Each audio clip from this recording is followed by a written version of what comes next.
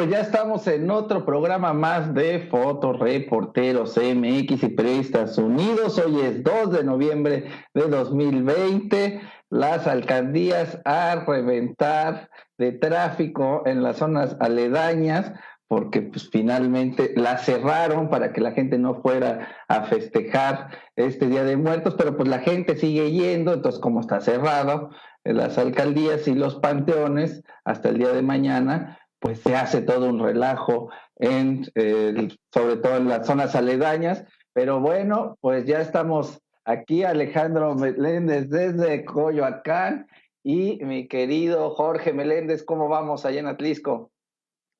Con mucho frío, yo creo que es parte del huracán, y acá no ha habido tanta pelotera, pero hay que decir que me parece totalmente irresponsable estos señores que fueron a Ixtlahuacán y a Tepito a festejar la Santa Muerte, van después a tener los resultados indeseados.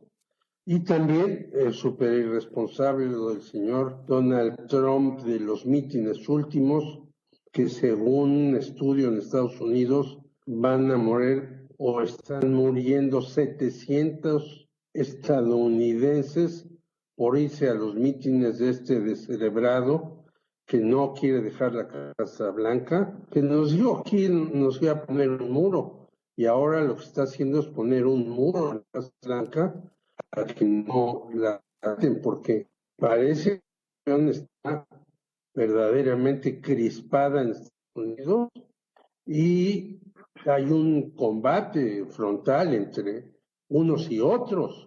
Y si no quiere dejar el señor el poder de la Casa Blanca, a pesar de que pierda, pues quién sabe qué vaya a pasar. Y me extraña porque muchos analistas dicen la democracia en Estados Unidos se está resquebrajando. Pues yo no creo que haya democracia en un país en donde ha tenido tanto desprecio por las minorías, tanto desprecio por los que no son blancos, que haya intervenido en varias partes del mundo y todo eso. Incluso uno de sus hombres que se formó ahí, a pesar de que también tiene formación francesa, el señor Jorge Castañeda, en su más reciente libro, pues dice que hay que rediseñar Estados Unidos porque ya el modelo de Estados Unidos se acabó. En fin, pero todo el mundo sigue viendo a Estados Unidos como si fuera la gran democracia, el gran país, la gran sociedad, y yo creo que desde siempre ha tenido, desde que empezó a exterminar a los que llamaba apaches, entre ellos a mexicanos, porque hay que recordar que parte del territorio era nuestro, pero además exterminó a muchas tribus mexicanas, pues ha sido un imperio antidemocrático. Pero en fin, que cada quien vea con los ojos que quiera ver el mundo. Así es, y mi querida Karina desde la colonia Doctores, ¿cómo vas, Cari? ¿Cómo va el frío? Pues fíjate que sí, mucho frío, bien lo dice George. Y también bien dice George en el tema de la irresponsabilidad de no nada más de los gobernantes y del caso de Trump y todas y las personas que se dieron el lujo de irse a celebrar el Día de Muertos, sino que pues también los resultados demuestran que estamos haciendo lo incorrecto en lugar de lo correcto, ¿no? Digo, ya tenemos tan solo el anuncio que dio ayer en Inglaterra, que van a encerrarse, nuevamente por todo un mes. A partir del siguiente jueves entran en confinamiento. Hoy el gobernador de Durango, José Rosas Aspuro Torres, dijo que Durango se encuentra en la fase crítica de pandemia por COVID y también decretó ya que la entidad entra en semáforo rojo. Y bueno, pues a nivel nacional estamos hablando de que llevamos ya hasta el día de hoy 92,100 muertes por COVID, con más de 933,000 personas contagiadas confirmadas. Y bueno, pues obviamente no hay que ser expertos, aunque dicen que los expertos dicen que México va a terminar el año con 100,000 muertes, ¿no? Con más de 100,000 muertes. bueno, pues si ya llevamos 92,000 y apenas estamos en 2 de noviembre, seguramente vamos a terminar con muchísimas más de 100,000 muertes en este 2020. Y bueno, pues es que esta es la noticia que pues más hay que preocuparse, porque pues también recordemos que el Senado la Cámara de Diputados primero, antes que el Senado, iniciaron ya a tener sus sesiones vía ¿cómo se dice? Por línea desde la semana pasada. Y hoy Ricardo Monreal pues está diciendo que el Senado también tiene que hacer lo mismo. Entonces, pues la situación habla de que no está nada fácil.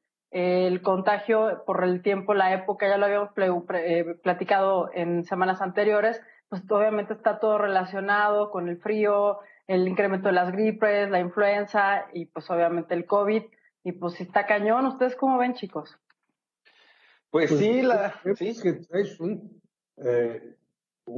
que es una chamarra muy bella y qué bueno porque hay que cubrirse. Solamente Alejandro Meléndez, que se siente bien chavo. No, más bien lo que pasa es que yo venía pedaleando desde el centro de la Ciudad de México, desde casi el Zócalo hasta mi casa en Coyoacán, entonces pues como verán, más bien lo que vengo es agotado y todavía vengo sudando la gota gorda porque antes lo hacía muy fácilmente, pero ya a mis edades pues ya me cuesta llegar hasta acá, sí lo sufrí, mis rodillitas ya no me daban tanto. No, pues no, la rodillita siempre es la primera que se lesiona, chicos. Exacto, ¿no? Pero por eso no traigo chamarra, pero sí, el frío está fuerte y bueno, pues esperemos que sí estos operativos ayuden sobre todo a que no se contagie más gente. Y bueno, ¿qué tenemos en las noticias, mi querida Cari? Bueno, pues además de todo este tema del COVID, también lo que quería platicar con George, porque obviamente mañana ya es el día crucial para definir al nuevo presidente de Estados Unidos. Obviamente, pues sabemos, ya George ahorita nos comentó un poquito de cómo está la situación, de lo que todavía sigue haciendo en este caso Donald Trump, porque pues hoy es el último día de campaña y ellos no terminan hasta hoy a las 12 de la noche de hacerlo. Entonces, ahorita pues todavía tienen pachanga, mucho movimiento por allá y las encuestas dicen que va a ganar Biden. O sea, pero todavía hasta hoy el 85% de las encuestas mencionan que él va a ser el nuevo presidente de Estados Unidos. Sin embargo, sabemos que pues las encuestas no dicen lo definitivo, solamente son aproximaciones, porque pues todavía hay 6 estados ahí que no sabemos cómo van a decidir la votación el día de mañana. Y yo le quería preguntar a mi queridísimo George, ¿tú cómo ves, según todos tus conocimientos acerca de lo volátil que es en Estados Unidos en este tipo de situaciones? ¿Tú qué piensas que es el escenario para mañana? Yo pienso que va a ser un escenario muy cerrado. La mayoría de las encuestas le dan entre 8 y 10 puntos arriba a Biden.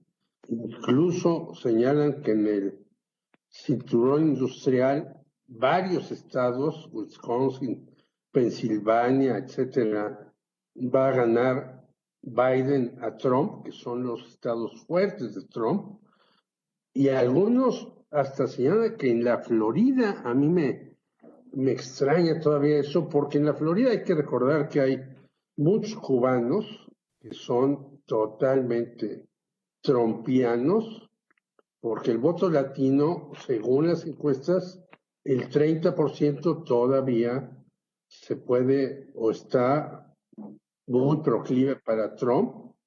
¿Por qué? No por los mexicanos, aunque hay grupos de mexicanos que pueden apoyar a Trump. Hay por ahí una serie de incluso funcionarios mexicanos que ganan Trump para que el Temec y no sé qué, pero leyendo hoy a alguien que me parece muy serio, a pesar de que es el director del Financiero y hay una persona que no está muy de acuerdo con ese periódico, pero el tipo me parece serio, Enrique Quintana.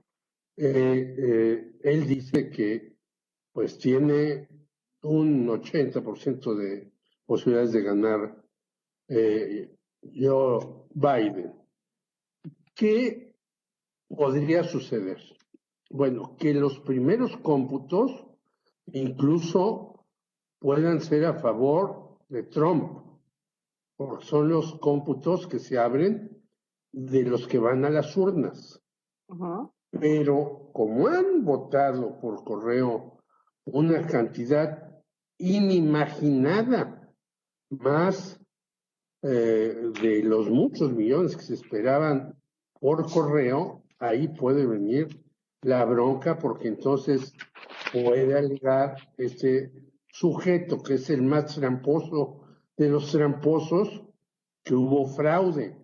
No hay que olvidar que bueno, pues hay que abrir las boletas después de correo y ir contando, y se va a alargar. Yo creo que, salvo que mañana Biden gane por 2 o 3 puntos arriba de Trump dirá, pues ya, bailé. Porque la mayoría de la gente, también según los encuestólogos, ha votado por correo, y la mayoría a favor de Biden. Es gente que desde antes de esto no tenía ya la menor duda, ¿no? A este tipejo de aquí y demás. Y luego lo que venga, pues quién sabe qué vaya a venir, porque muchos dicen, no, pues con Biden nos va a ir mal, porque esto, aquello y lo demás. No hay que olvidar que hay un señor que se llama Marcelo Ebrard, que antes tenía una relación muy importante con la señora Hillary Clinton, y que tiene relaciones con Biden. Por eso, todos los que dicen es que nos irá mal y porque Biden nos va a hacer esto y aquello demás, pues quién sabe. Porque además Biden va a tener que recomponer la política estadounidense, y la va a tener que recomponer incluso en Latinoamérica. En Latinoamérica, afortunadamente, la política está cambiando, sobre todo por el triunfo en Bolivia y por otras cuestiones que vienen más adelante.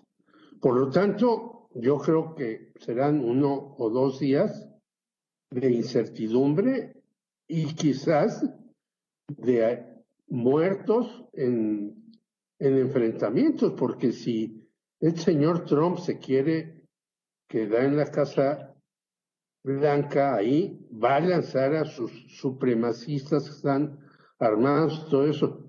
Pero del otro lado, los afroamericanos y los mexicanos, pues van a salir también con todo. Mañana se va a poner muy bravo, George. O sea, yo creo que sí va a haber enfrentamientos ahí entre la gente, bien como lo dices, los supremacistas contra los que están completamente en contra de los republicanos y todo este asunto, ¿no? Así es. Entonces, por eso yo digo, vamos a ver que el famoso sueño americano va a ser una pesadilla de varios días. Así es. Pues sí, y en otras noticias, fíjense que quién sabe qué está pasando con Interjet, porque la Profeco anunció que a partir de mañana va a lanzar una alerta para que ya no le compren vuelos a Interjet. Esto se supone que es a partir de una gran pues número de cancelaciones de vuelos que ha tenido la empresa, principalmente para este 1 y 2 de noviembre. Dicen que canceló muchísimos vuelos a raíz de cuestiones completamente internas ahí de la empresa, y pues afectó a casi 3,000 usuarios. Entonces, bueno, trae ahí un relajo Interjet. Yo no sé si ustedes sepan algo más de este chisme, pero me pareció muy interesante porque pues es una de las aerolíneas que generalmente más usamos, ¿no? Hasta para volar, para volar al menos al interior de la República. Pero ahora quién sabe qué pasó.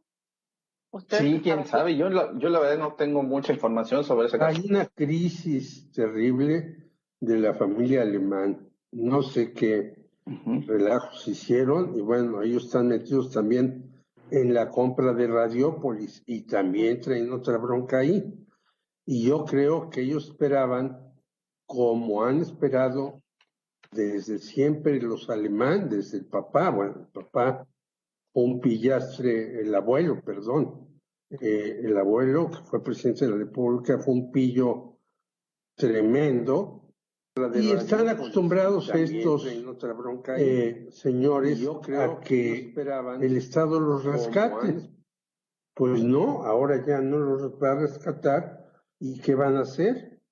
A pesar de que estén en el Consejo Asesor Económico de López Obrador, pues quién sabe qué va a ocurrir. Hay que recordar también, entraron en crisis Televisa y TV Azteca. Un poco se levantaron ahora por la pandemia, porque la gente pues ve televisión, tanto para tomar clases como etcétera, ¿no? Pero son grupos que están desapareciendo. Realmente estamos viviendo, creo yo, en la pandemia y después de lo que se ha dicho aquí, que por ejemplo en Inglaterra va a haber pues al menos un mes de inactividades, estamos viviendo una crisis mundial de tamaño descomunal, porque si bien se van a endeudar esos países, después, ¿cómo le van a hacer para refaccionar a todo mundo y demás? La crisis que viene no solamente es del sector salud, sino crisis en muchos sentidos, y tú lo dices bien, de salto cuántico hoy, Karina, en la educación también vamos a tener otra crisis muy prolongada. Estamos, pues, como dijera el señor Gramsci, en un cambio de paradigma que estamos viendo apenas los primeros resultados, pero viendo esto muy en serio y muy complicado, porque hay personas que les ha dado COVID, tienen un mes y medio en casa y no se reponen. Y luego muchas de las que se reponen tienen secuelas cerebrales y muchas cuestiones. Entonces, no, y además ya andan lujosamente en la calle, perdón George, ya andan lujosamente en la calle después de haber pasado nada más los 15 días de cuarentena, como si la cosa se resolviera tan rápido. Pero bueno, cosas de la desesperación de las personas, de no aguantar también estar en el encierro, pero pues también inconsciencia contra los demás, porque pues el hecho de que salga uno negativo, pese a que tuvo la prueba, bueno, de que dio positivo, no significa que inmediatamente estés sano al 100%, y sí lo recomendable es estar más de 15 días encerrado, pero bueno, pues así es esto, ¿no? Que cosas que la gente no lo podemos evitar. Lo que sí tienes toda la razón y que sí quiero reiterar ahí también esta parte contigo, es que entre más casos vaya a haber ahora con todo este incremento de los fríos y las enfermedades respiratorias, pues obviamente se va a afectar también, ¿no?, nuevamente a las economías. Se está pensando que en la Ciudad de México también se va a cerrar. Acuérdense que Claudia Sheinbaum lo anunció desde hace ya meses, que dijo, si esta cosa se vuelve a poner fuerte, vamos a volver a cerrar. Es lo más seguro, así que vayan tomando sus precauciones. Desde ahorita yo invitaría a todos a que no saquen a calaverear a nadie, a ninguno de sus hijos, ¿no? Sí. Esa es una. Y la siguiente, pues es que para diciembre, para diciembre y para fin de año nuevo y todo este asunto, la verdad es que sí guarden dinero, ¿no? Porque no está la situación tan fácil como para despilfarrar como a veces se nos ocurre. Bueno, no despilfarrar, pero sí gastar de más a veces un poquito en estas fechas. Entonces, pues yo creo que sí es bien importante esto de que cuidemos la economía, ¿no, George? ¿Ale? Absolutamente.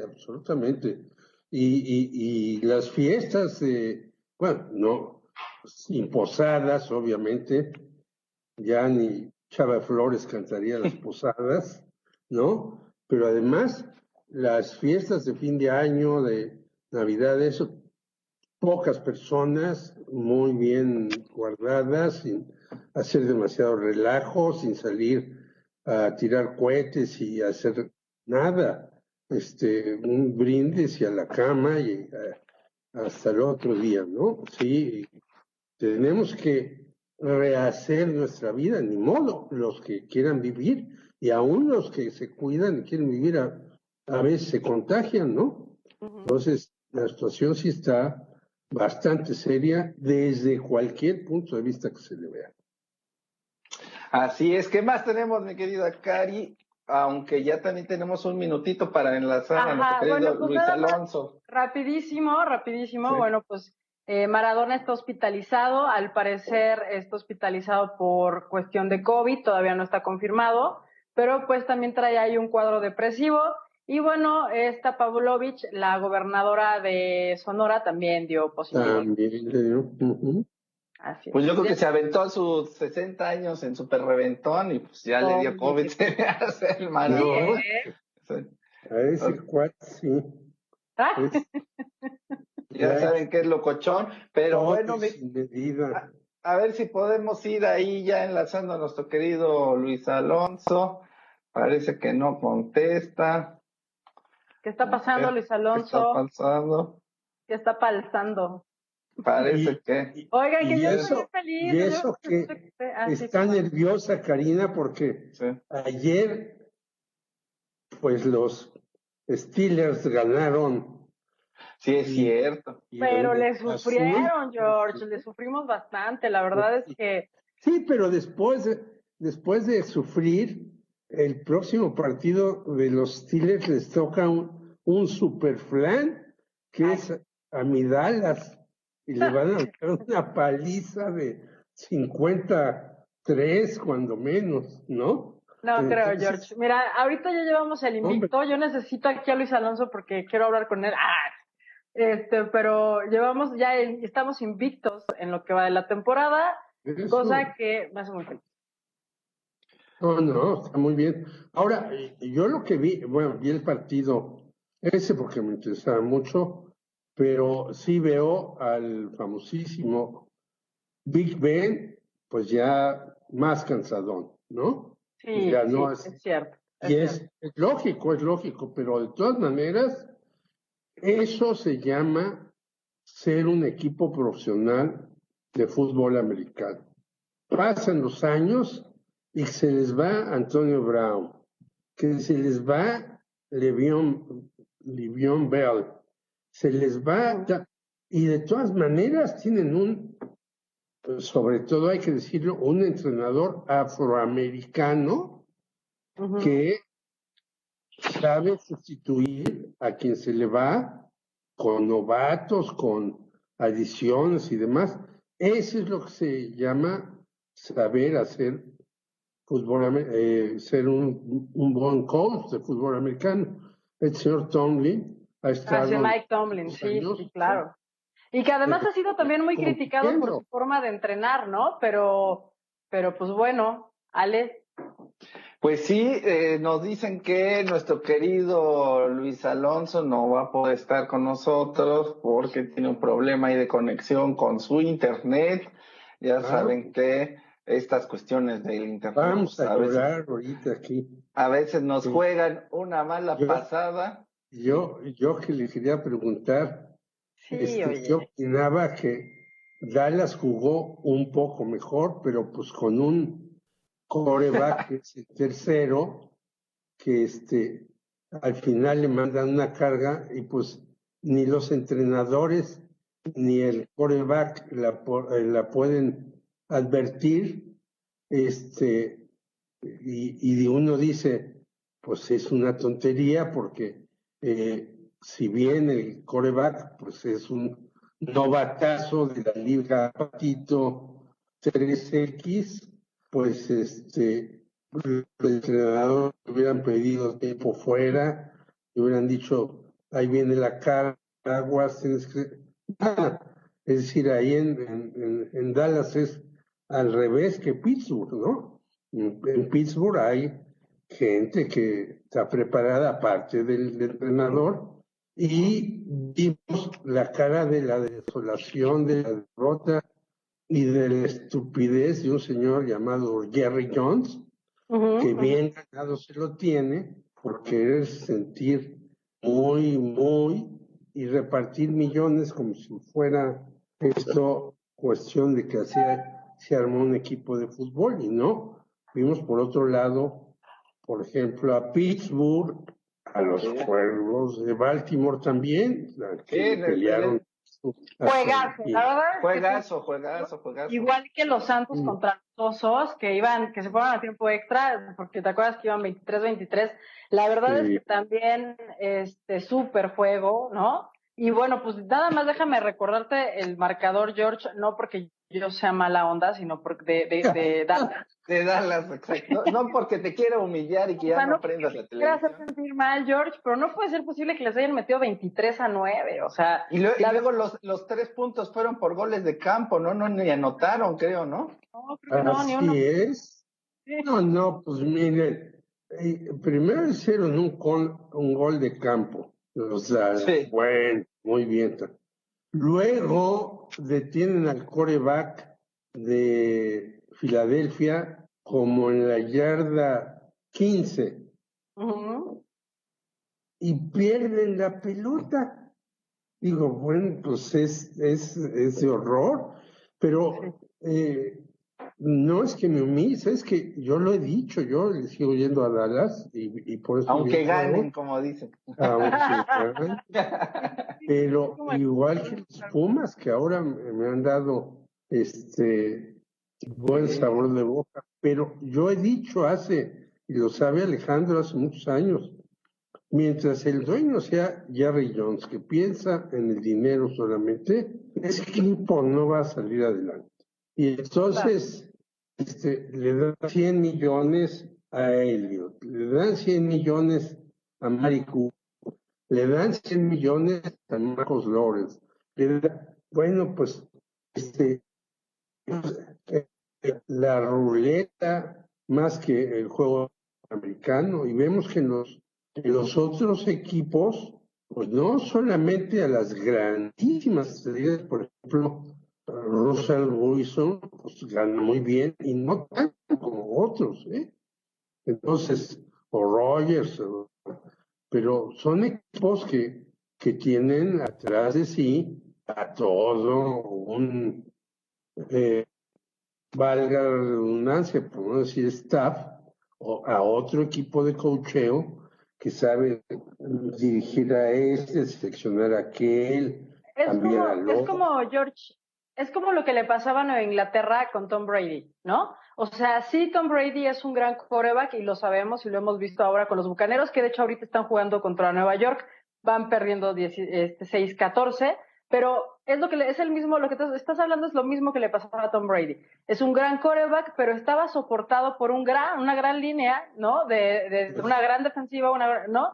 Siempre tuvo todo un equipo alrededor, además que siempre lo estuvo apoyando, Y un gran coachando. entrenador. Y un gran entrenador, exacto. Belichick es de los mejores entrenadores de la NFL, sin duda. Y claro que se sabía y se notaba la dirección de este coach en el campo, que es lo que ya no tiene en este momento Tom Brady. Él sigue siendo un gran quarterback, pese a que ya es veteranazo, ya tiene 43 años, pero sigue jugando súper bien, sigue siendo preciso en sus pases, pero le hace falta esta parte de la dirección que no me va a dejar mentir Alejandro Meléndez en la NBA, es exactamente lo que tenían los Chicago Bulls junto con ¿no? Con Jackson y con Jordan y con Scottie Pippen y con Gusano, ¿no? Entonces, es lo mismo, o sea, tenían una gran dirección, pero también la empresa como tal es una gran empresa súper confirmada, no, perdón, afianzada, una empresa que sabe perfectamente qué es lo que quiere y efectivamente lo que le pasó a los Toros de Chicago después de la salida de estos grandes, pues fue que se fueron por la lana en lugar de irse por los triunfos, que es lo que justo estás hablando de Dallas, ¿no? En lugar de irse por los triunfos, están yendo por la lana y un equipo que ha sido históricamente ganador, pues no va a dejar de ser más que la comparación contra el Cruz Azul, ¿no? Así es, y bueno, también un gran juego de conjunto, ¿no? O sea, tienes estas estrellas, pero también pues, se llevan bien en la cancha, que es un poco lo de Kansas City, que la verdad es que va a estar bueno. Yo sigo insistiendo en que eso va a terminar entre Dallas y Pittsburgh, a ver de dónde salen más cueros.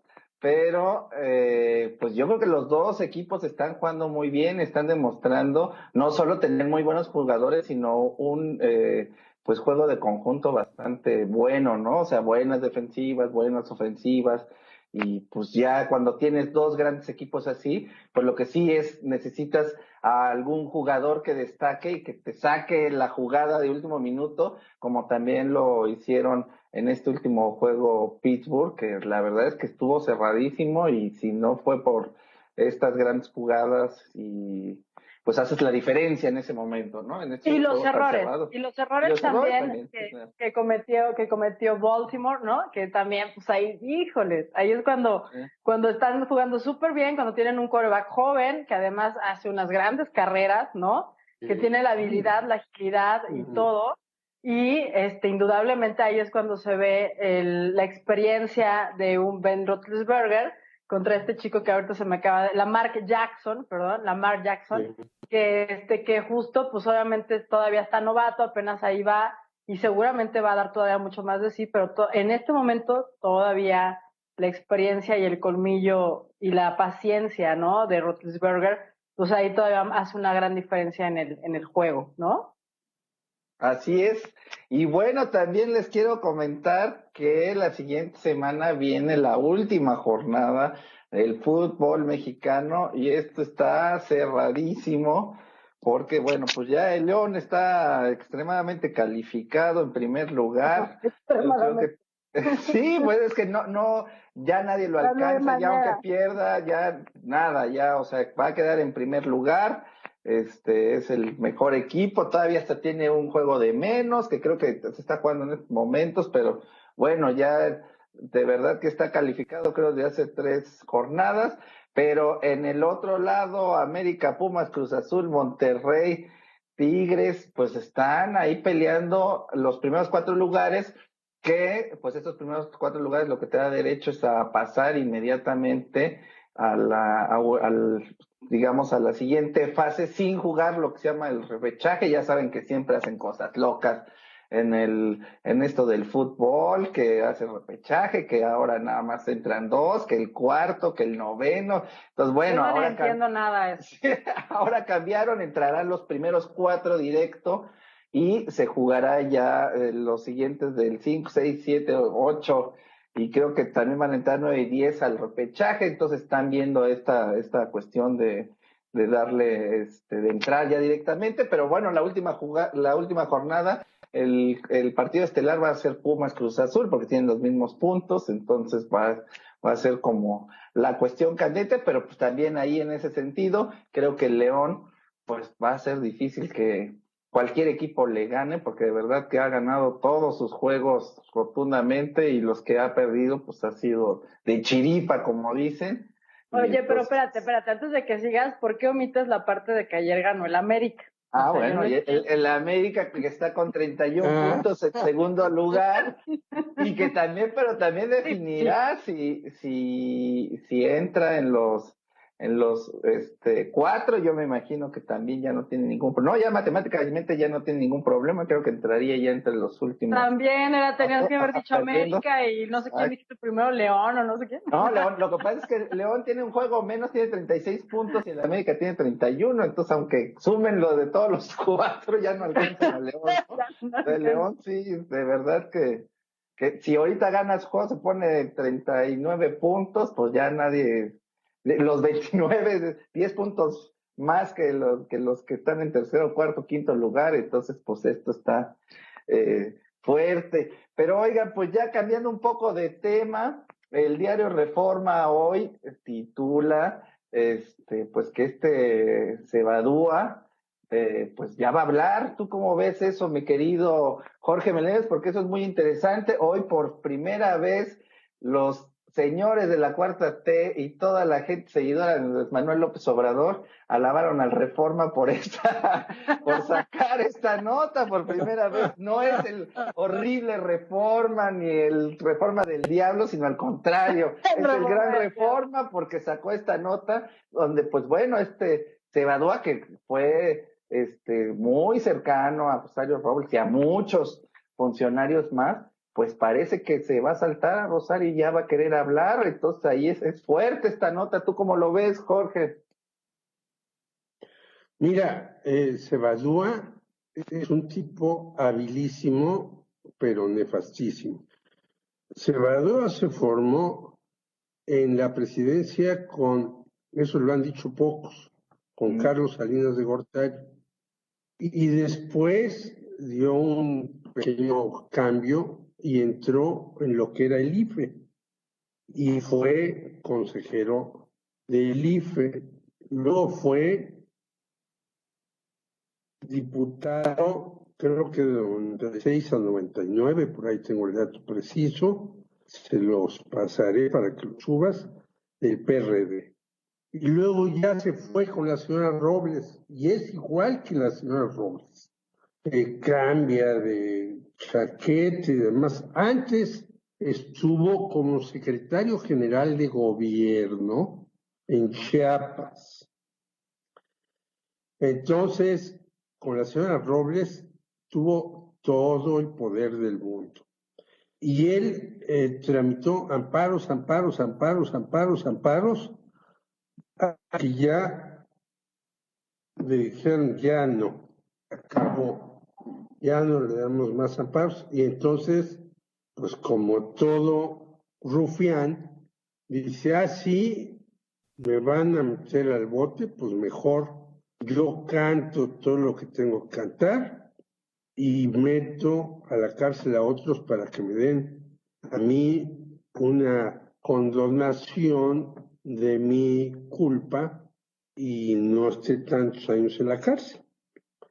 Entonces, este cuate pues dijo, ya voy a decir todo, y a que debe estar tiritando a Pues más de frío es la señora Robles, porque este fue el que manejó todo el dinero en Sedesol y en Sedatu Era el para oficial las mayor, así etapas es. maestras. Era el oficial mayor, ¿no? Entonces todo pasaba por él.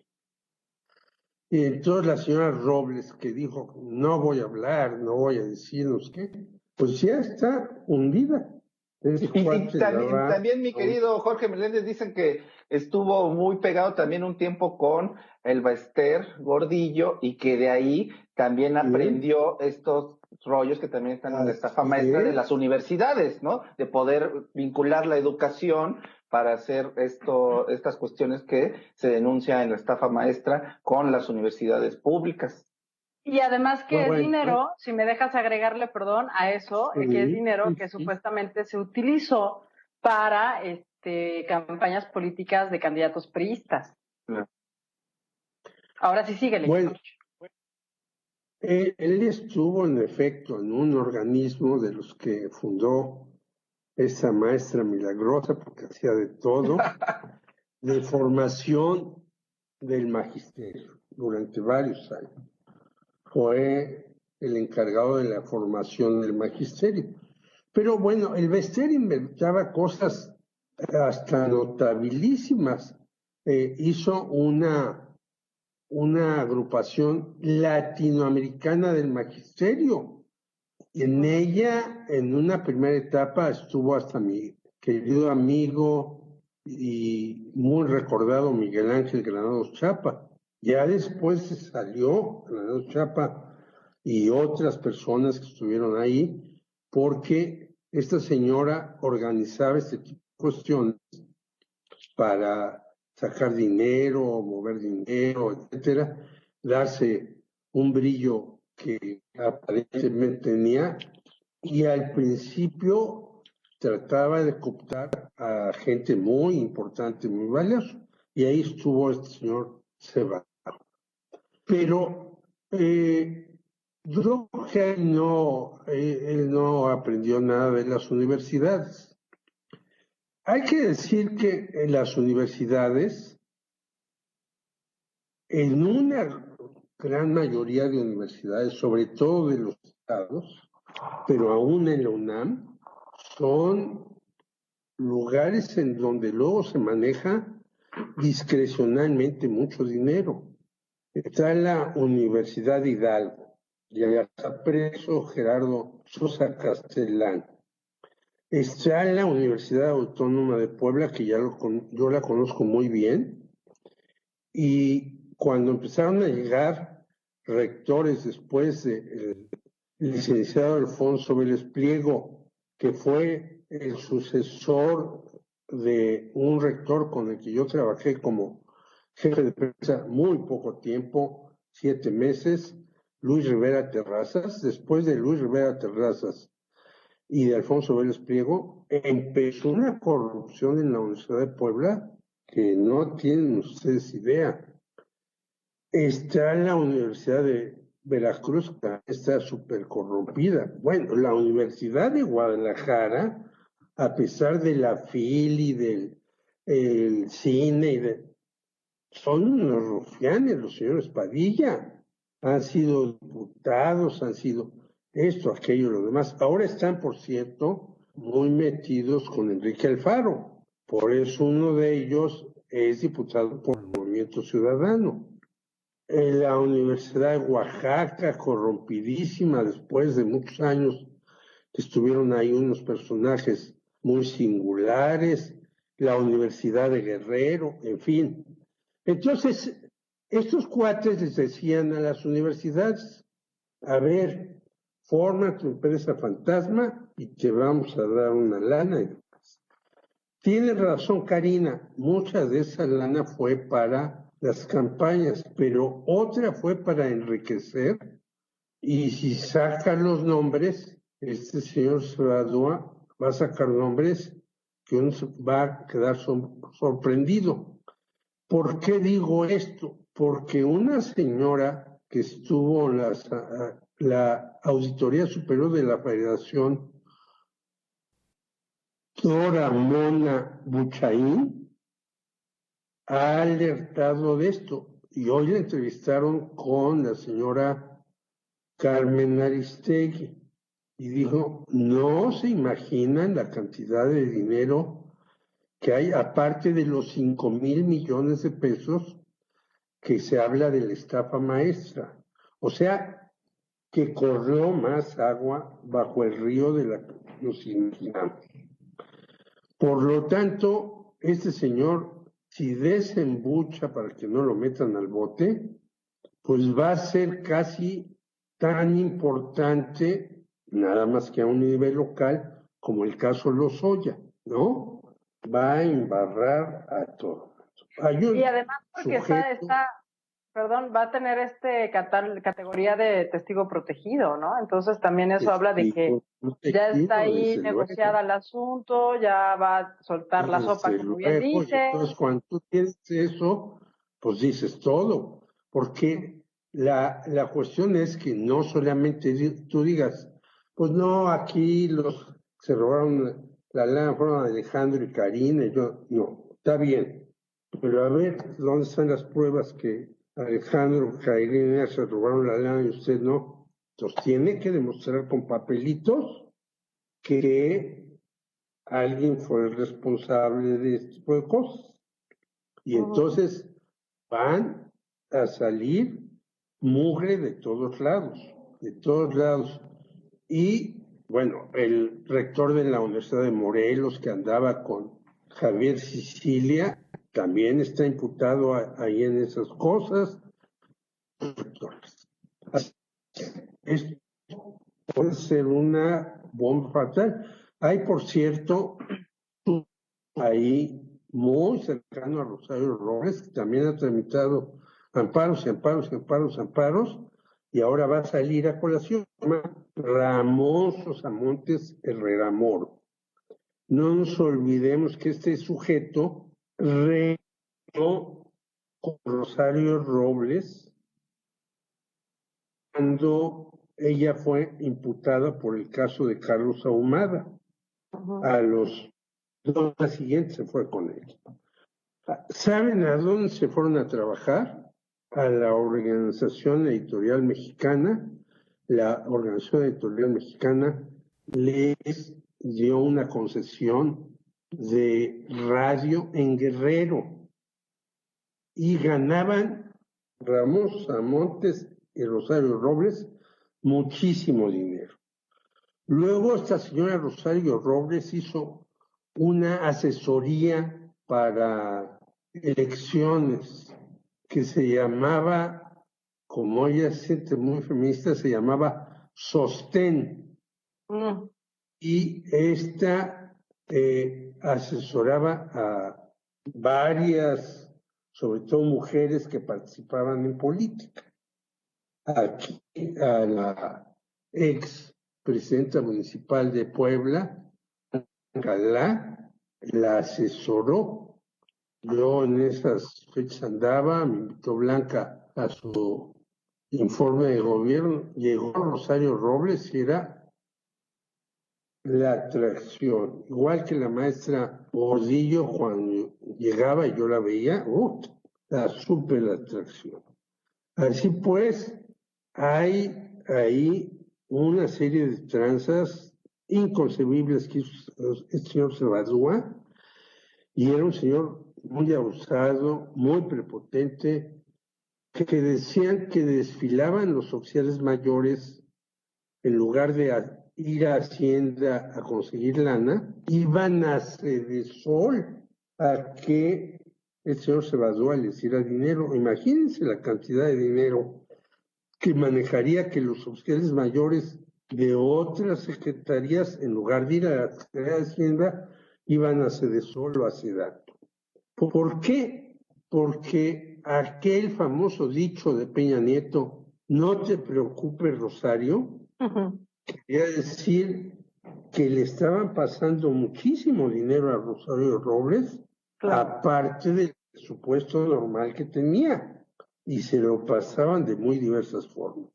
Yo trabajé como 2 años como director administrativo de una pequeña dirección en una secretaría ya desaparecida, Patrimonio Nacional, pero me di cuenta de la cantidad de tranzas que puedes hacer y de la cantidad de gente que puedes meter a la nómina para quedarte tú con el salario y en fin.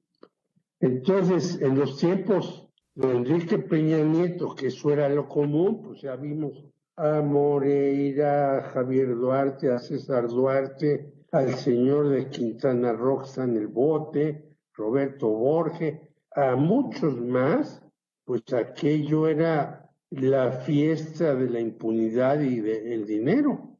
Pues yo creo que este cuate va a sacar muchos trapos al sol, y creo que esta señora Dora Mona Buchaín tiene mucha razón en que están metidos ahí hasta gente que no nos imaginamos. Esto da para mucho y para muchos días. Yo creo que después de los días de muertos y las elecciones en Estados Unidos vamos a enterarnos ¿de qué es lo que va a pasar?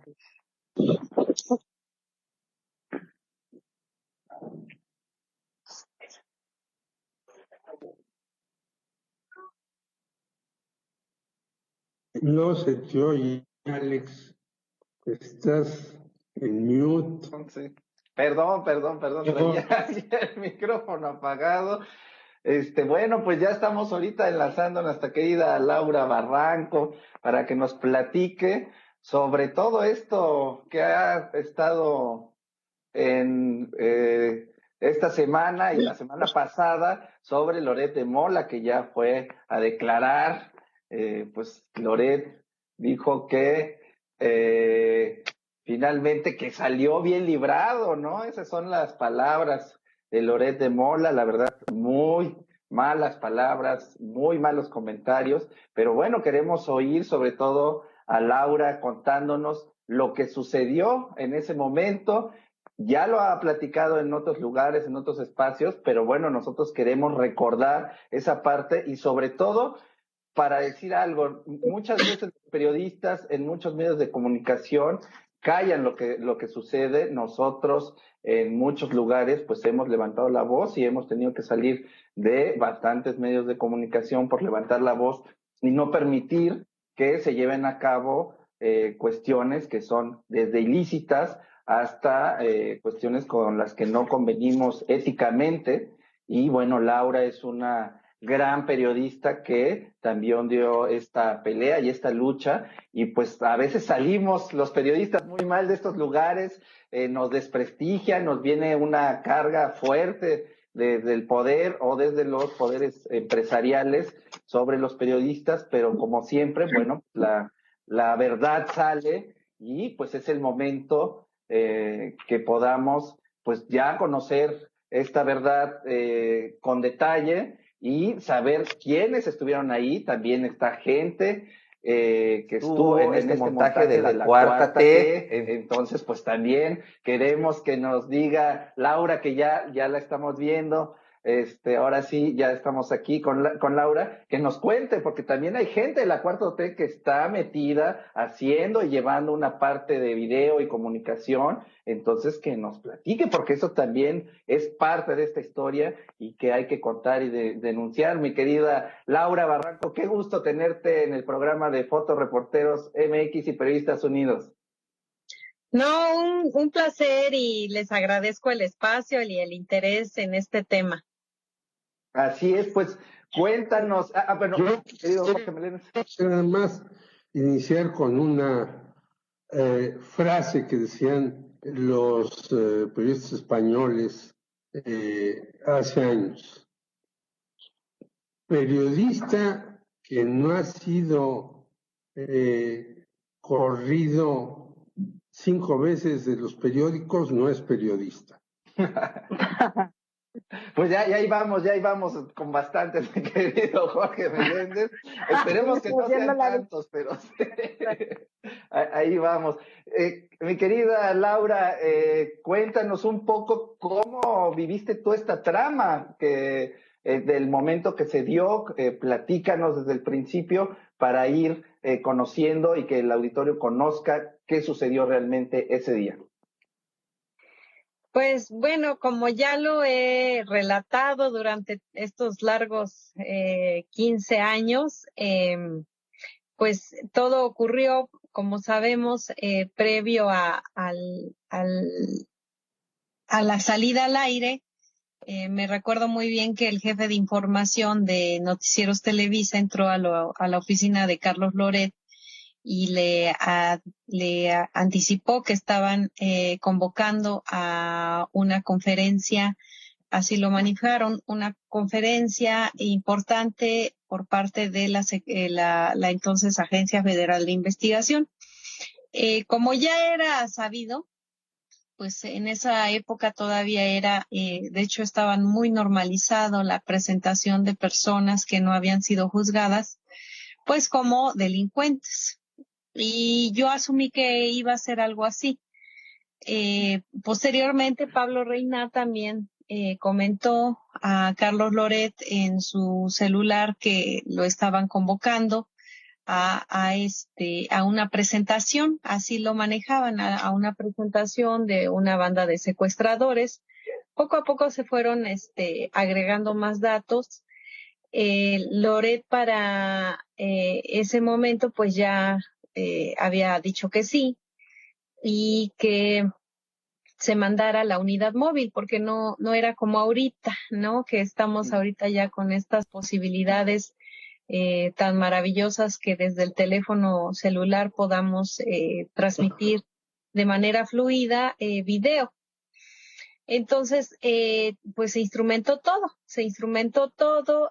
Yo en ese entonces mi labor era básicamente la revisión, pues de todos los temas, absolutamente lo que se tenía contemplado para el noticiero, lo que venía publicado en diarios que podíamos involucrar o integrar en el programa.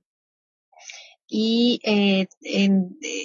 además de ya la revisión empezaban ya de manera con más auge las páginas digitales de los medios de información. Entonces, pues hasta ahí yo me quedé, ¿no? Porque yo de hecho tenía una junta diaria con Carlos Loret previo a la salida al aire en su oficina, y en ese momento cuando por un lado entró el jefe de información y por otro lado Pablo le habló por teléfono. Entonces hasta ahí me quedé, ya cada quien se puso en su posición, yo me encontraba a un lado, de hecho Carlos Loret había dispuesto una especie de de espacio para mí, pues para que nos estuviéramos de manera más dinámica y fluida comunicándonos, y teníamos esta herramienta ahí en el sistema de Noticieros Televisa, que había una intranet. Entonces, cuando pues arrancó el noticiero normal, ¿no? Y las primeras secciones y demás. Entonces, yo en ese momento no, pues lo que tenía yo era un punto ciego sobre la comunicación que él mantenía con la cabina de producción, donde estaba a la cabeza su productora, Azucena Pimentel, quien ahorita, como sabemos, se encuentra en una de las direcciones, a cargo de una de las direcciones de comunicación social de Presidencia. Es la que se hace cargo de las conferencias desde la mañanera y toda esta serie de conferencias que se dan en la tarde por el asunto de COVID. Entonces, ya pues arranca el noticiero, y minutos antes de las 7 de la mañana es cuando por fin entra.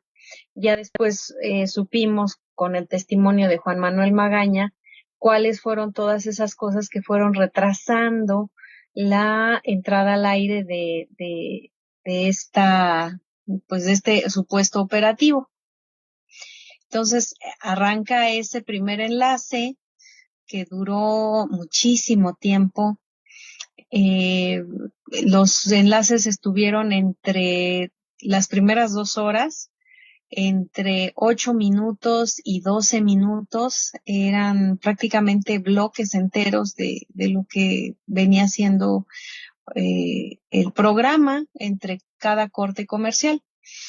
Entonces, entra ese primer enlace y pues, ¿no? Entonces entra la crónica de Pablo Reina, entran a un cuartito que se veía ahí muy reducido y ya lleno de gente, entonces, y armas, entrevistan a Israel Vallarta y posteriormente a Florence, y cuando escucho el tono de voz de Florence, digo, es francesa.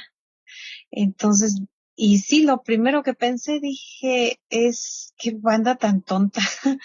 Se me hizo así como de caricatura de el inspector Dodó, ¿no? Pues yo dije, qué tontería, ¿cómo se les ocurre meter a una extranjera que a leguas sabe por su acento, su nacionalidad? Y insisto nuevamente, no es que yo diga o dude que los franceses son ajenos a la delincuencia.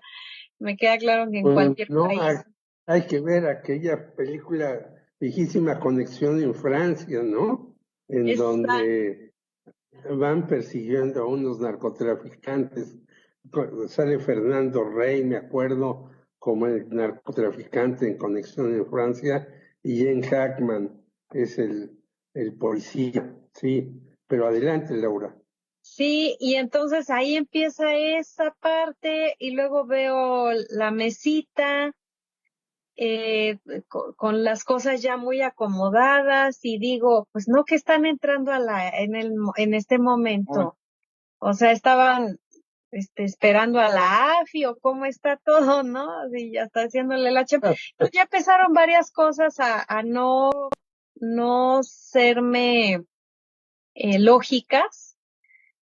Y además, cuando escuché el tono de voz el acento de Florence, pues inmediatamente yo dije, esto puede traer consecuencias graves para Carlos, para mi entonces jefe, porque yo traía muy a flor de piel el tema de la presunción de inocencia. De hecho, estaba precisamente en esos días estuve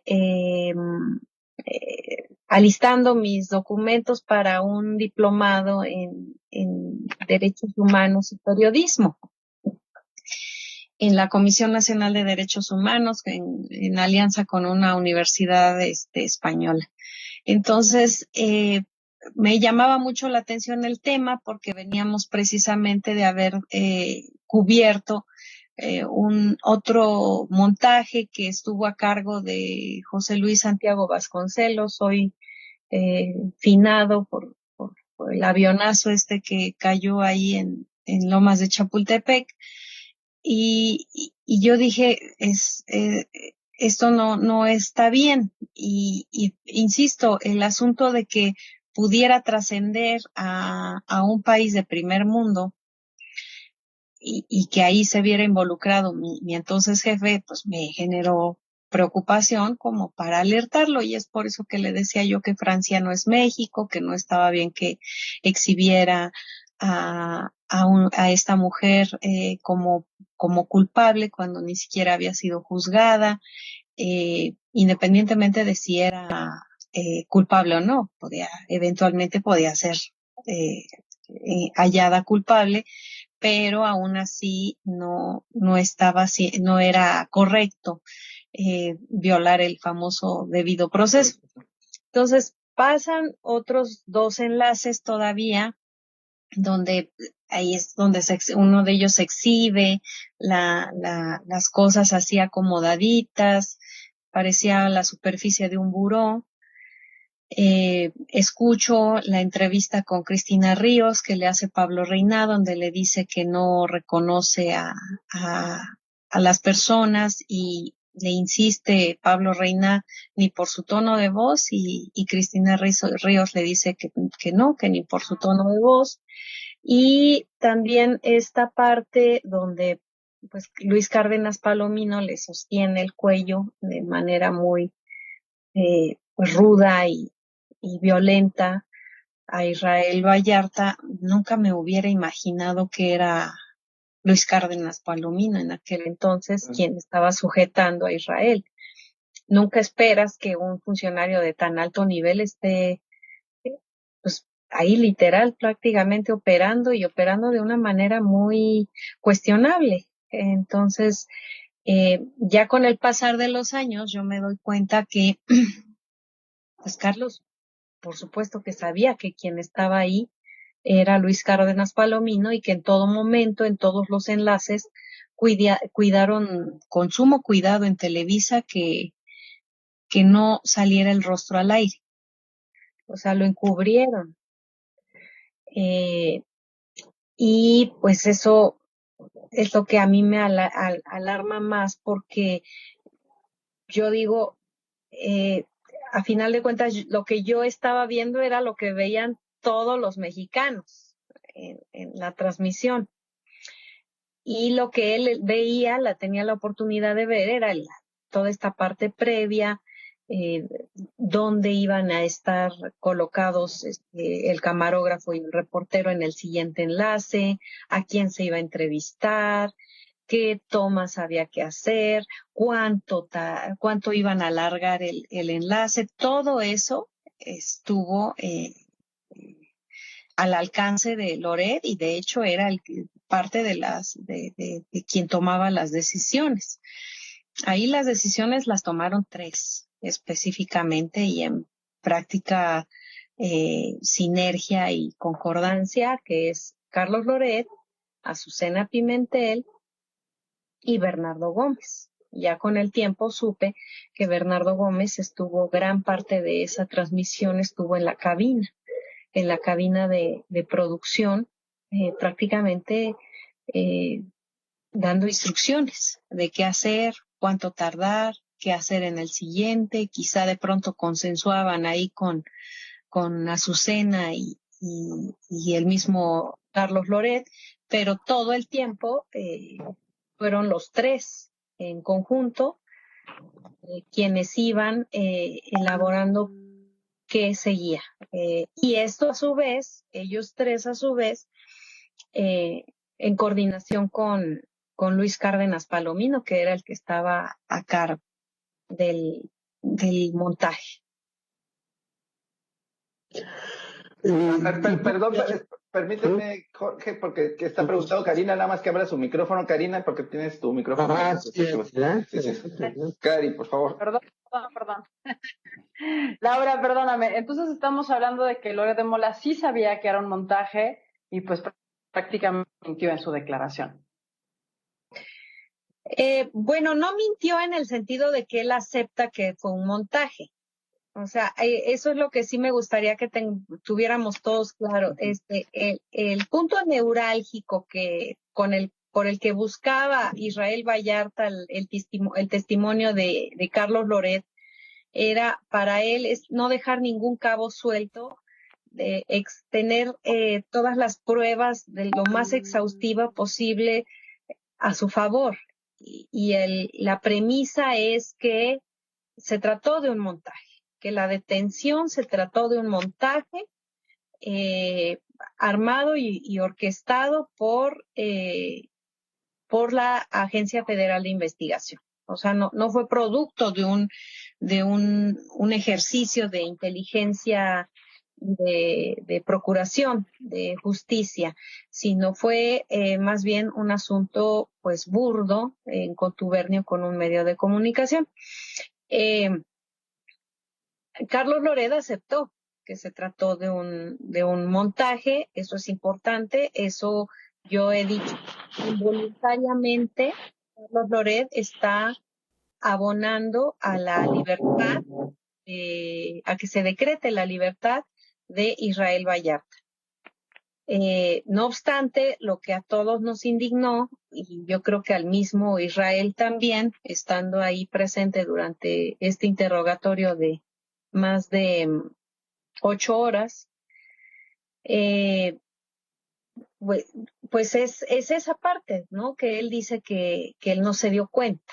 O sea, es imposible que diga eso. O sea, y no nada más porque no es mi palabra contra la de él.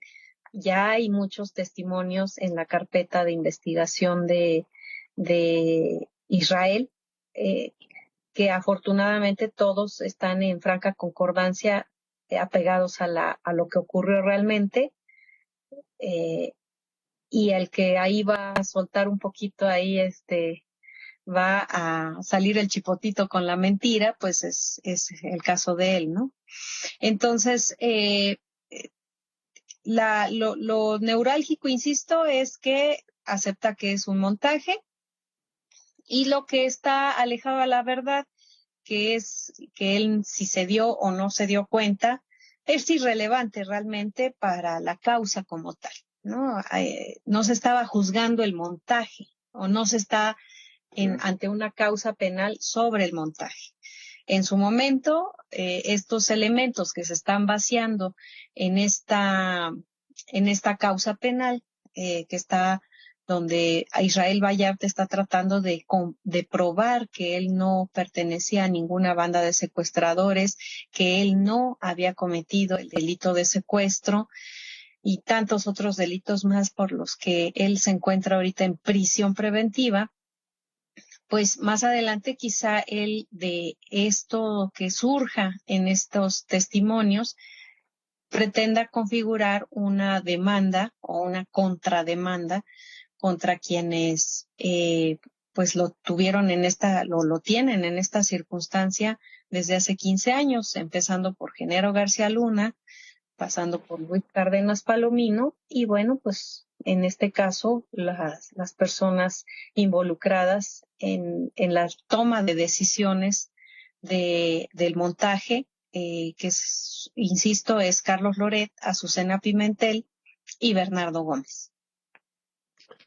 Yo te quería decir varias cosas, porque en lo que escribió el señor Loret de Mola, y yo tuve antes un conflicto con el papá, porque en uno de los libros acusaba a un señor Jorge Meléndez de una serie de trapacerías. Y a mí me avisaron de la editorial antes. Yo lo que él estaba en España supuestamente exilado, y yo le dije, oye, yo te voy a demandar porque sacas mi nombre en un libro. ¿Y tú quién eres? Pues yo soy Jorge Meléndez, periodista. ¿Tú no eres de Monterrey? No, yo no soy de Monterrey. Ah, pues no, entonces es otro Jorge Meléndez. Y en efecto, si tú ves Reforma ahora, escribe un señor Jorge Meléndez Ruiz. yo me puse preciado por muchas otras razones, pero el papá es parecido al hijo, aunque los dos se pelearon y no es periodista, y yo lo desprecio y ahora lo adora porque está el papá en freno. Pero doy todos esos antecedentes para decir tres cosas. Primera, Loret en lo que publica en el Universal dijo fue un error, y por lo que tú nos platicas, pues no fue un error, fue un montaje, que es otra cosa.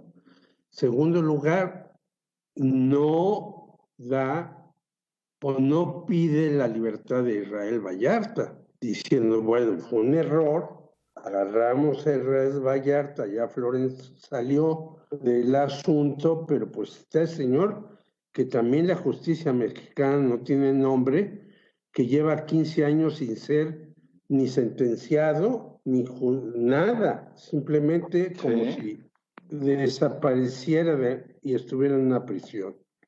Y en tercer lugar, yo entrevisté, y ahí es donde va mi pregunta, a Pablo Reina, porque él, si tú recuerdas, lo despidieron de Televisa. Y en la entrevista que me dio a mí, me dijo, no, a mí me despidieron de Televisa y yo llegué ahí sin saber nada del asunto. El responsable fue Carlos de Mola. Eso me dijo a mí y está escrito en cosas que yo he publicado por Pablo Reina. Y yo quería saber tu punto de vista. Sí, de hecho lo he comentado en varias ocasiones. Por la única persona por la que yo en un momento dado abogaría y que admitiría que él sí estaba acatando órdenes, pues es Pablo. Yeah. Y dentro de ese cortito margen de maniobra que tuvo y que tenía en esa circunstancia, intentó hacer dos cosas.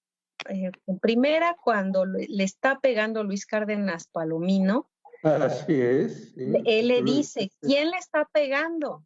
¿Qué le duele? ¿Por qué se queja? Entonces, tipo de cosas, o sea, en ese momento, Israel pudo haber tenido la oportunidad de decir, este señor que se llama Luis Cárdenas Palomino es el que... Y no me detuvieron ahorita, me detuvieron desde ayer y me han estado torturando. Imagínense cómo se hubiera revertido en ese momento, claro, ¿no? Y que además hiciera mancuerna con el conductor diciendo, es cierto, ¿qué hace usted, Luis Cárdenas Palomino, ahí? ¿No? Entonces, hubiera sido una voltereta tremenda la que hubiera, y que creo que esa era la función real, ¿no?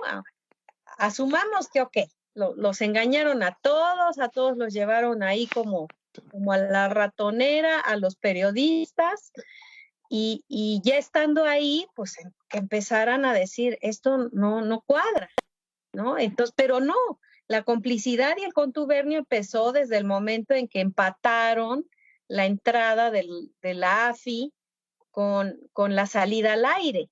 Primer enlace. Entonces, ya desde ahí, ya el mismo Carlos Loret, la productora, Azucena Pimentel, pues ya estaban poniéndose al servicio de estos corruptos.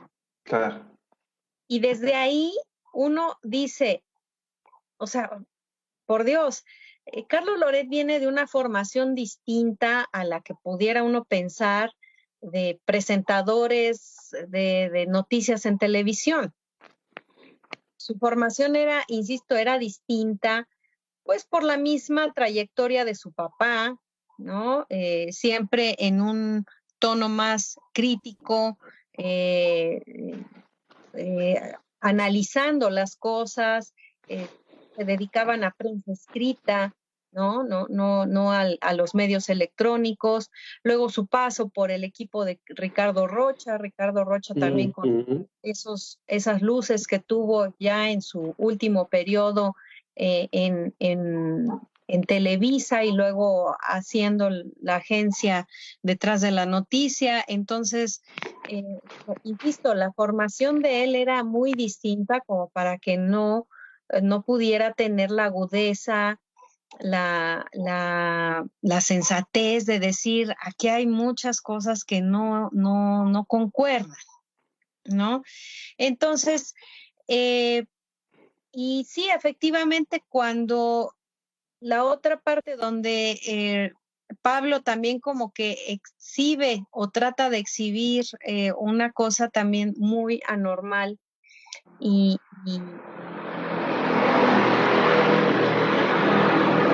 todo lo que estaba involucrando esta gran mentira era cuando le pregunta a Cristina Ríos, una de las presuntas secuestradoras, de las presuntas liberadas y secuestradas en ese momento, cuando le pregunta, oiga, usted no podría reconocer a las personas, no los podría, siempre estaban encapuchados. Y de hecho a nosotros nos vendaban los ojos cuando nos bañábamos, ¿no? Entonces le dice, ni por su tono de voz. Y esa pregunta evidentemente hacía referencia, pues, a Florence. Entonces, Claro. y dice ella, no. Entonces, yo también le digo a Carlos, o sea, ni la señora secuestrada dice reconocer a la francesa.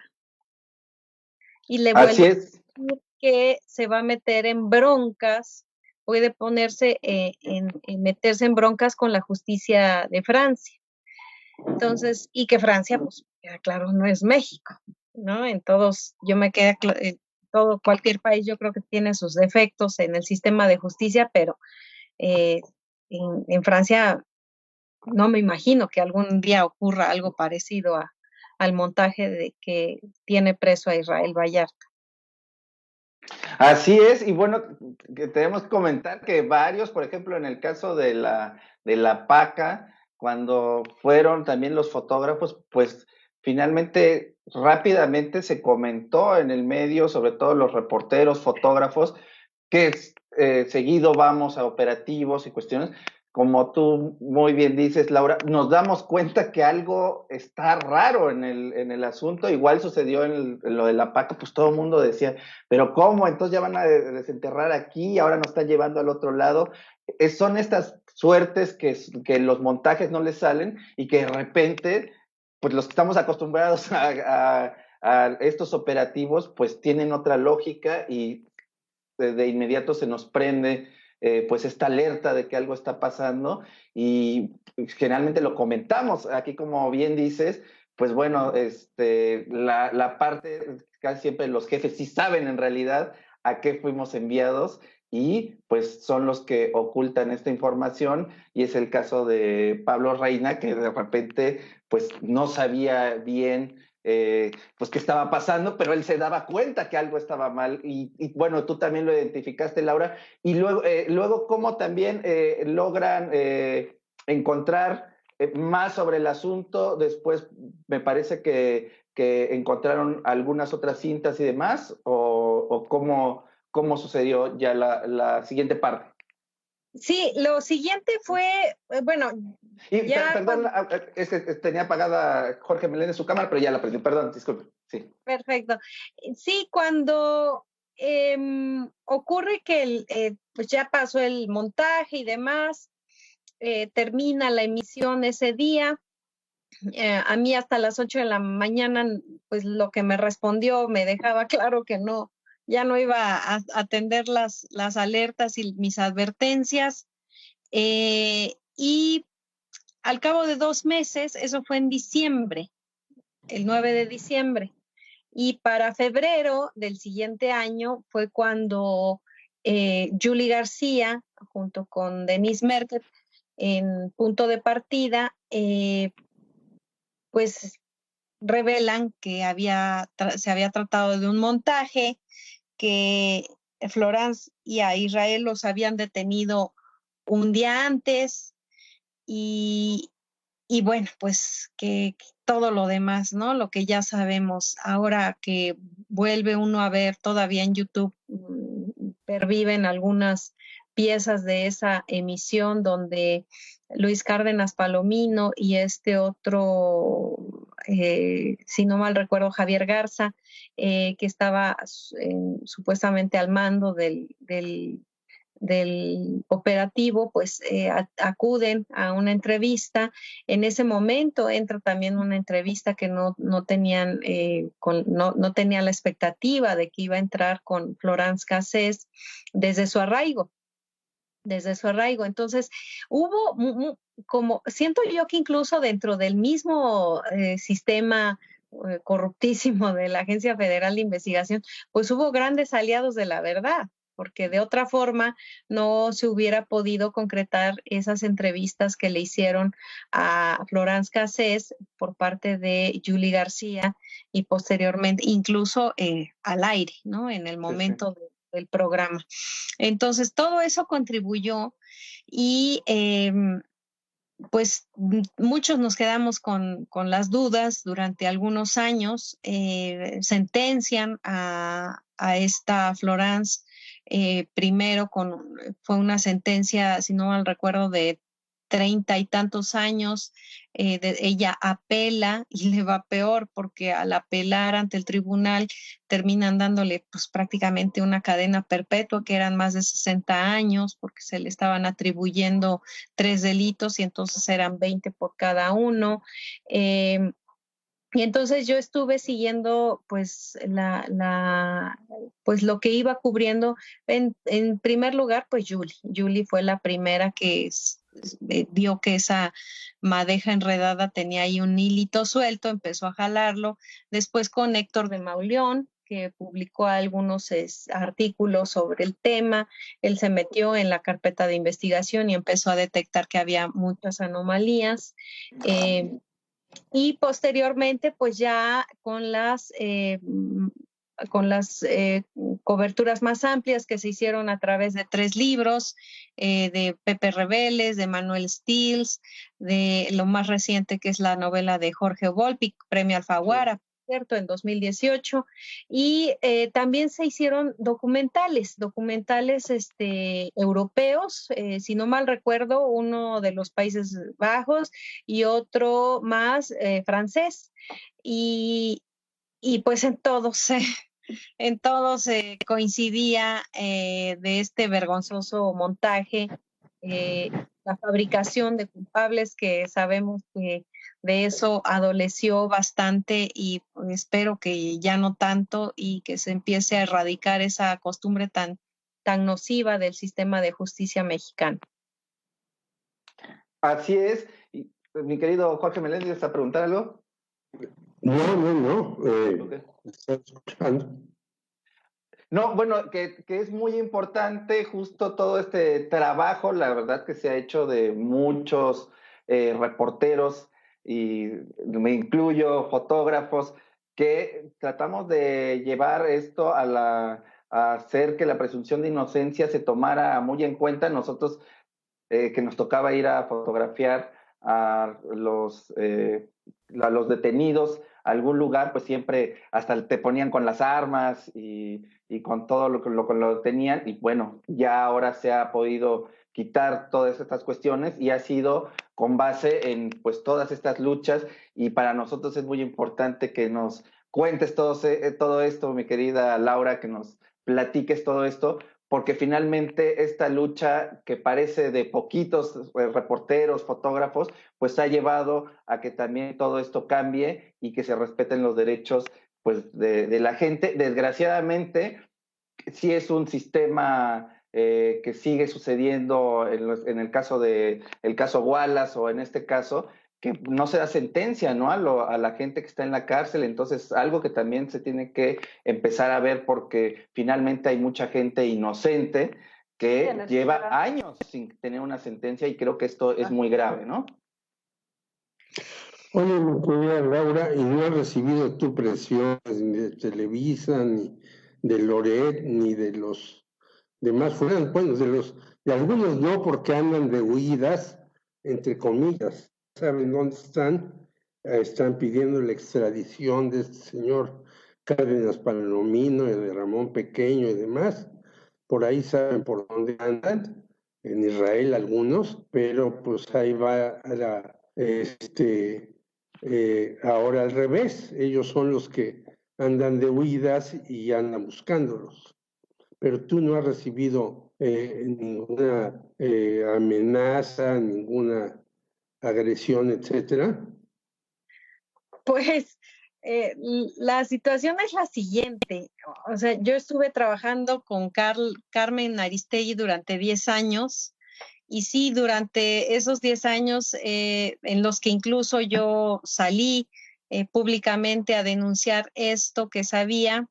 Entonces, y además me encuentro en este momento en el mecanismo de protección a periodistas por otra circunstancia. Entonces, ya llega un momento en que cuando recibes cierto tipo de amenaza ya no sabes ni por qué, ¿no? Entonces, ¿cuál de todas las razones, no? Entonces, pues uno simplemente trata de regirse con principios, trata uno de que el miedo no lo domine a uno. A veces sí paraliza por ciertos momentos, pero uno trata de reflexionar, de meditar qué es lo que o cómo es que tiene uno que enfrentar este tipo de situaciones. Entonces, pues yo lo único que podría decir es que sí hemos, de hecho, como equipo de trabajo con Carmen Aristegui vivimos varias circunstancias complejas durante tanto el sexenio de Felipe Calderón como después en el Peña Nieto, pero pues ya no sabíamos si era por esto o por todo lo demás. Entonces, en sí, por el ejercicio y la labor periodística que veníamos desempeñando y pues tratando de ejercer ese derecho a la información y esa libertad que es tan anhelada en un país como el nuestro con tantos periodistas asesinados, desaparecidos, que es la libertad de expresión. Entonces, insisto, nunca he tenido un mensaje directo por parte de Carlos Loret. En alguna ocasión por ahí un integrante actual de su equipo escribió algo en una parte de opinión de Yahoo, refiriéndose de manera muy desagradable sobre mí, pero digo, no ha pasado más allá de eso. Y bueno, pues lo que de por sí se genera en las redes sociales, que muchas personas bajo el anonimato, bajo nombres absurdos, pues amenazan a veces hasta de muerte.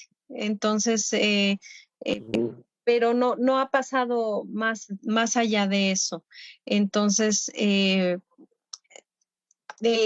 Carlos Loret sabe, ¿no? Sabe que pues no fue la única conversación sensible, por decirlo así, que sostuvo conmigo. Yo era una persona de ese equipo más cercano y de confianza que tenía. Y como lo dije el viernes con Carmen Aristegui, las alertas que yo emití hacia él, más que un ataque, estaba yo cuidando a mi jefe. Estaba yo cuidando a mi jefe. Era mi labor cuidarlo, alertarle de cosas que pudieran perjudicarlo. Y pues ahora sí que podría yo regodearme en esa advertencia que luego nos hacen las madres, te lo dije. Entonces, pues ahorita está metido en este embrollo y también lo que siento yo que perdió Carlos Loret, yo creo que perdió la gran oportunidad de ponerse del lado de las víctimas, ofrecer su apoyo para que salga libre Israel Vallarta. Insisto, aunque no lo quiera, me queda claro que no lo quiere ni le interesa, ¿no? Porque dice con un desenfado, ya pasaron 15 años, como si de verdad pudiéramos verlo como una cosa del pasado, cuando Israel todavía está preso, uno de sus hermanos está preso, Ujú. sus sobrinos se mantiene preso, cuando además de Israel, 6 personas de la familia Vallarta estuvieron bajo tortura y presos también de manera injusta. Pues evidentemente no es un asunto del pasado y pues, insisto, perdió la gran oportunidad de obtener el favor de la familia Vallarta. Yo no sé, creo que es una reflexión que tienen que hacer ellos y yo trato de ser muy respetuosa, pero no sé si al cabo de que alcancen su libertad, porque confío en que los 3, no nada más Israel, sino Mario, su hermano, Sergio, su sobrino, alcancen la libertad en poco tiempo. Yo no sé pues si ellos tengan el ánimo de dejar las cosas así, o algo que creo que sí es indispensable en un país como el nuestro, que es la reparación del daño que les cometieron. Pues te agradecemos mucho, Laura, no solamente esta lección de periodismo, sino de humanismo, porque Sí, sí. este final que nos dejas, pues habla también de esa parte que hace falta en el periodismo, de sentarnos del otro lado, abrazar y querer también cambiar esto, pero de forma humana y amorosa. Entonces te agradecemos mucho, Laura, por tus palabras y por contarnos todo esto. Y bueno, pues te estaremos buscando si pasa algo más sobre este caso y te mandamos muchos abrazos. No, pues Muchas gracias, Laura. Buenas. No, gracias a todos y gracias por el interés. Muchas Efectivamente, gracias por es tu un caso mesura. que debe de tenerse pues ya ahorita, de hecho, ya en las universidades deberían de estar hablando de él de manera muy acuciosa. Así es. Pues Te agradecemos sí. mucho, Laura. Gracias. Hasta Buenas luego. noches. Bueno, chicos y chicas, terminamos este programita. Dice César Suárez, saludos, linda muchachita. Ándele, mi Saludos a mi querida tío César allá Cari. acá. José Agustín Carvajal Galindo, saludos Cari 70, nuestros estilos a todos en el foro, dice. Muy bien. ¿Y quién gana las elecciones de mañana? Ya Cari le respondió que Biden, pues esperemos que sí sea esto. Y Marcos García, saludos, interesante información. Pues muchas gracias. Recuerden en compartirnos en sus redes sociales. También pueden donar. También en Facebook hay un botón de donación. También están las... Fernando Villadelángel nos manda saludos a todos. Un gran abrazo, mi querido Fer Villadelángel. Y bueno, pues compártanos, pónganos like, síganos también en YouTube, que ya va subiendo ahí la comunidad. Y nos vemos el próximo miércoles. Va a estar muy bueno. Tendremos pues ya a un especialista hablándonos de cómo estuvo la elección en Estados Unidos, y también estará Vivir Quintana. Entonces, pues va a estar muy bueno el próximo miércoles. Nos vemos y hasta Hasta luego. el miércoles. Buenas noches. Bye.